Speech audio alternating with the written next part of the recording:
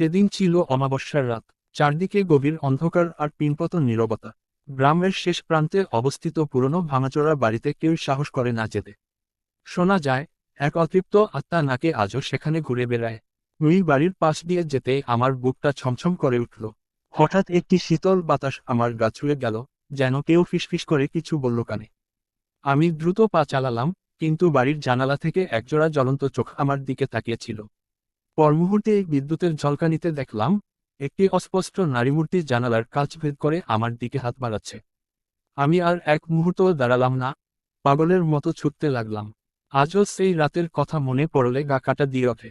সেই ছায়ামূর্তি যেন আজও আমার পিছু ছাড়েনি। সেদিন ছিল অমাবস্যার রাত। চারদিকে গভীর অন্ধকার আর পিনপতন নীরবতা। গ্রামের শেষ প্রান্তে অবস্থিত পুরনো ভাঙাচোরা বাড়িতে কেউ সাহস করে না যেতে। শোনা যায়, এক অতৃপ্ত আত্মা নাকি আজও সেখানে ঘুরে বেড়ায়। ওই বাড়ির পাশ দিয়ে যেতে আমার বুকটা ছমছম করে উঠল। হঠাৎ একটি শীতল বাতাস আমার গা ছুঁয়ে গেল, যেন কেউ ফিসফিস করে কিছু বলল কানে। আমি দ্রুত পা চালালাম, কিন্তু বাড়ির জানালা থেকে একজোড়া জ্বলন্ত চোখ আমার দিকে তাকিয়েছিল। পর মুহূর্তে বিদ্যুতের ঝলকানিতে দেখলাম, একটি অস্পষ্ট নারীমূর্তি জানালার কাঁচ ভেদ করে আমার দিকে হাত বাড়াচ্ছে।